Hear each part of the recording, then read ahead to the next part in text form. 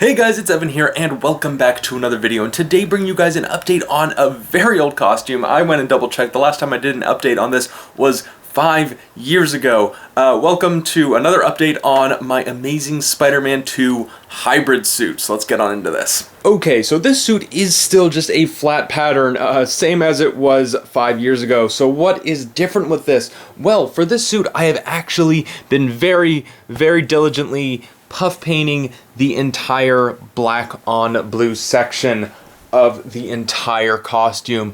I've been working on this, right now we are in middle of February when I'm filming this. I've been working on this since December, actually. So it's a very big puff paint job. I'm actually very close to being done with it. So I've got both of the arms done, I have got the back piece done, and on the back piece I also did a little touch up to the spider, went ahead and did some black outlining here just to make the red on the spider pop.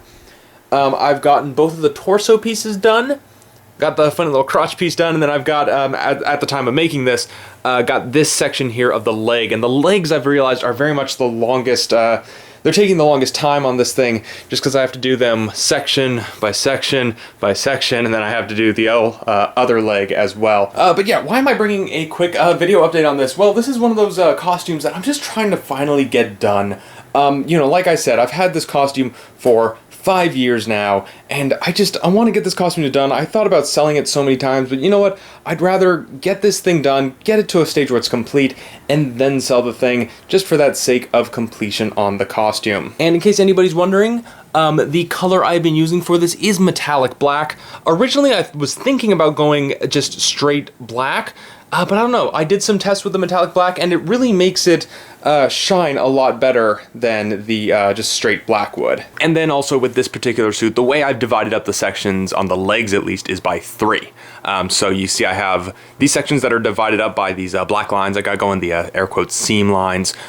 So I did this part first, that's 1, then this middle part 2, and the last part 3. And I'm basically doing it in the same way on this side. So it's gonna be 1, 2, and then this last section 3. Okay, so here we go. This is how my paint setup usually works when I'm working here at my desk. So I use my desk because I've got my 2 monitors here, and basically I can just pull up something on Netflix or Hulu or Disney Plus, whatever the hell I'm watching at the time, and I use that essentially as background noise. And then so what I'll tend to do is, I'll give you guys an example. So I have the metallic black puff paint that I'm working with. I'm actually working with 2 bottles at the moment. This one is almost completely finished, but I'm still able to get a little bit of paint out of it. And then this one's brand new for once I do actually run out of this one. And the way my setup kind of runs is, you know, just sitting here like this, and then I got, you want to make sure you have a rag here. This is my paint rag. Basically, before you actually paint anything, what you want to do is you want to squeeze a very tiny bit out onto this rag, kind of wipe it off. That will get like the paint just kind of flowing from the tube, because that's how you can cause air bubbles accidentally when you're painting. And also, if a little bit of paint tends to get on the tip of it, you can wipe that off, because that can also smear the paint on the pattern, which you don't want to do. So what I think I'm going to go ahead and do now, I'm going to try to zoom in on this and just kind of give you guys an idea of how my painting process works. I'm not going to do the whole thing, but I'm going to fast forward through it a little bit and just show you guys the process of how painting a tiny pattern like this works. I got lucky with these, so the nozzle is actually small enough that I can just do this completely free-handed, no attachments. There are some cases where if the pattern on your print is too small, or if the nozzle on your puff paint tube is too big, you can get attachment nozzles that make the size of it smaller, or application nozzles they call it.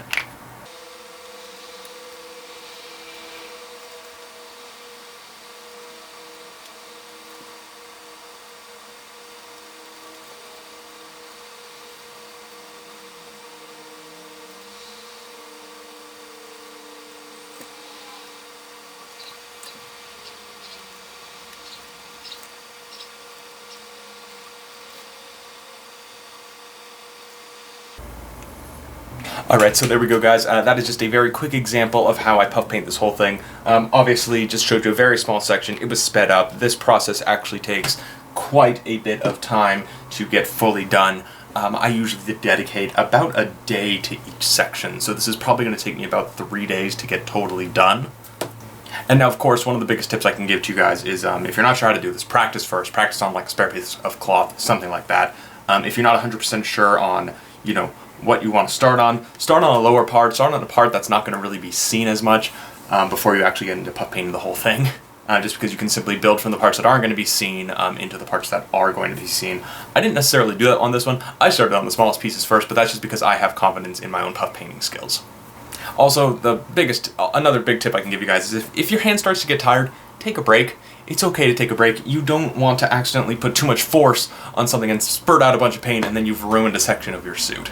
Or, you know, even more tragically, you don't want to drop a puff paint bottle accidentally and that just smudges all the paint. You know, you want to be careful with this kind of thing because it's really like you kind of have only one go at an entire piece unless you have the convenience of being able to print brand new pieces off. One additional note on drying. So when I'm letting this dry, I tend to just move it off my desk onto my bed somewhere where I know nothing's going to touch it, nothing's going to fall on it, no one's going to sit on it, that sort of thing. And I just let it sit here and dry. Usually doesn't take too long. When you're doing it this small, it tends to dry pretty quick. And now obviously right now, it looks all nice and 3D, but what is going to happen is that paint is actually going to soak a little bit into the fabric, which is okay for me with this suit because I don't want it to be super stand out. I just am mainly doing this to get a nice, pretty shine along the entire blue of the costume. But of course, if you need it to have a more standing out effect, sort of like the lines on the red here, that is where you will need to do multiple layers. And then here we are. You guys can kind of see it in the sunlight there. Just that wonderful, wonderful shine it gives. You can kind of see how it's compared with, you know, the unpainted part on this bit here. But like, this looks and honestly feels like it's screen printed even when it's just puff paint. Anyways, folks, that is it for that video. Obviously, really quick video. Just wanted to let you guys know that I am, in fact, working on this old thing, and it feels great to be puff painting. I mean, doing the legs is a bit of a pain in the ass, not gonna lie, but once this thing is done, my step after that is finding somebody who can sew it, because all the places that I was originally gonna send it to, those have all fallen through. But yeah, anyways, that is a problem for future Evan. Right now, my focus is simply on getting this whole thing puff painted, getting it ready to be sewn, and then we'll find a place to sell it. I will get it sewn up, do a really cool photo shoot, have a final reveal of this thing after, you know, 5 years of owning the costume or owning the pattern, whatever, and then, yeah, we will take it from there. Anyways, guys, if you want to see more from me, go ahead, check out my Instagram, all my social media links down in the description below. I post there way more. I mean, if you follow me on Instagram, you already know I'm working on this costume here. Anyways, you guys, that is it. Remember to stay frosty, and I will see you all in the next video.